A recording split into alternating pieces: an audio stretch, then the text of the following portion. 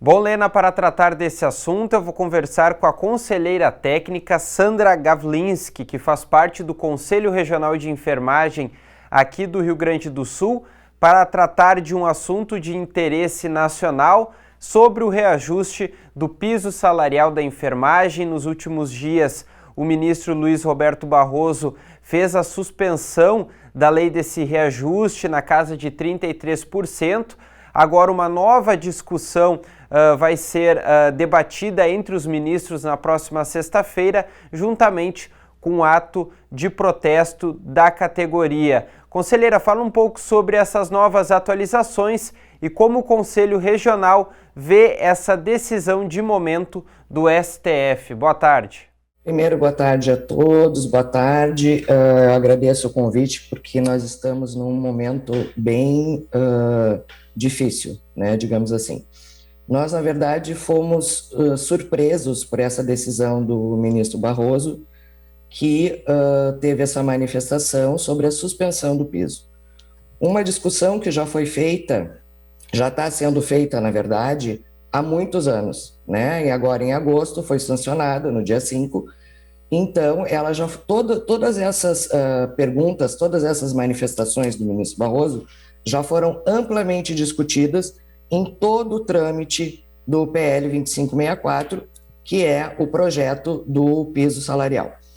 Então, já está sendo feito, né? Na semana passada foram feitas várias manifestações, enquanto a enfermagem, sob protesto dessa liminar para suspender o piso durante 60 dias, que foi o prazo que ele deu para que fossem vistos da onde sairiam esses recursos.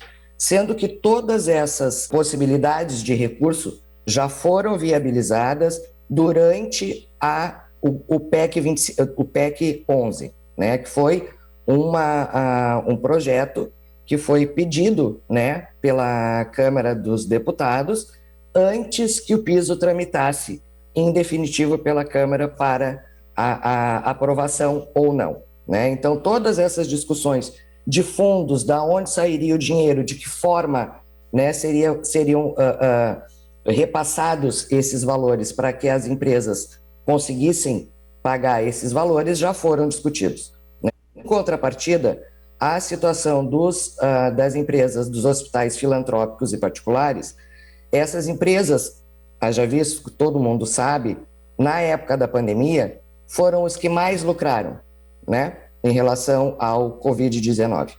Então, nos surpreende, na verdade, essa pergunta de impacto financeiro dos hospitais filantrópicos e particulares, porque essa discussão já foi feita, né, como eu já tinha dito, na construção do PEC 11, e ali se vislumbrou que o impacto financeiro para a instituição do piso salarial seria em torno de 4%.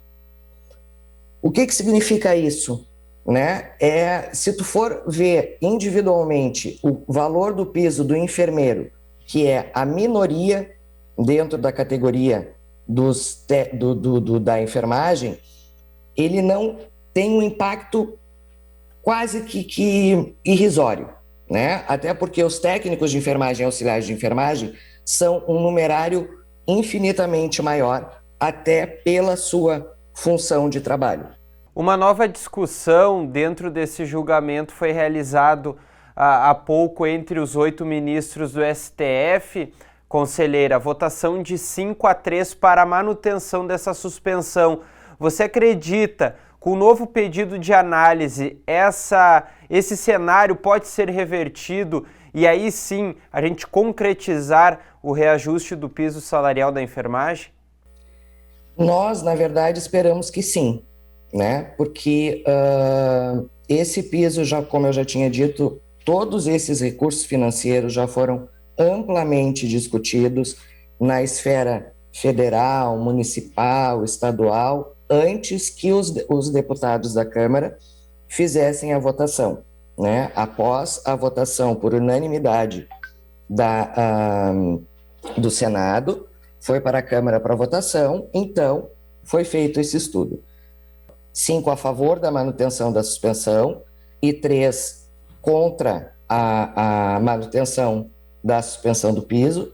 Nós esperamos que este processo se reverta, até porque está tendo em todo o país, inclusive dentro da Câmara, um processo de, como é que eu posso te dizer, um processo de ajuste junto com o Poder Federal, através do nosso COFEN, que é o Conselho Federal de Enfermagem, para que todas essas perguntas sejam sanadas, as dúvidas sejam novamente reiteradas, de que forma esses recursos podem sanar esse percentual monetário que vai ser destinado ao pagamento do piso da enfermagem.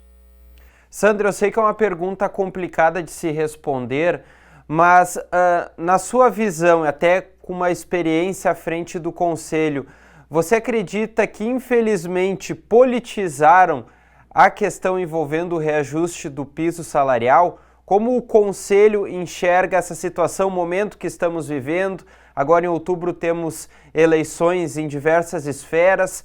Você acredita que o reajuste do piso salarial entrou por um caminho da politização? O Conselho Federal de Enfermagem, os regionais que nós temos, os 27 regionais em todo o país, nós somos uma autarquia que não somos partidárias.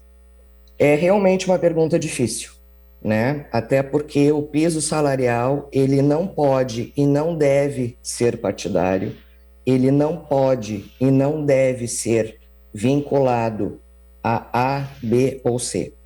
Até porque o piso salarial da enfermagem é uma discussão, é um direito que nós, enquanto profissionais de enfermagem que fazemos a assistência à beira-leito de toda a população, e eu torno a dizer, com qualidade e capacitação, né, ele não pode ser vinculado à política, ele não pode ser vinculado a nenhum partido político ou qualquer que seja algum candidato de qualquer que seja algum partido. Até porque essa é uma situação de direito, é uma situação que nós, enquanto profissionais de enfermagem, estamos não pedindo, né? Mas nós temos o direito de fazer essa assistência que nós fazemos até hoje, 24 horas por dia, com dignidade. Sandra, eu não sei se o Conselho tem esse dado concretizado, mas desde a evolução desse reajuste do piso salarial da enfermagem, que envolve também os técnicos de enfermagem, houve um movimento dos hospitais de demissão de profissionais que têm um tempo maior de carreira, já vislumbrando uma situação financeira talvez um pouco mais apertada, não conseguindo visualizar um cenário da manutenção do pagamento. O Conselho já recebeu um retorno por parte de alguns hospitais, até mesmo da própria categoria, de um aumento de demissão desde a evolução desse reajuste? Não existe essa possibilidade de demissão por causa do pagamento do piso salarial. Por quê? Se existe esse cálculo de dimensionamento para atendimento dos pacientes em virtude da sua complexidade, de sua doença, da patologia que nós chamamos, a complexidade do paciente não vai diminuir.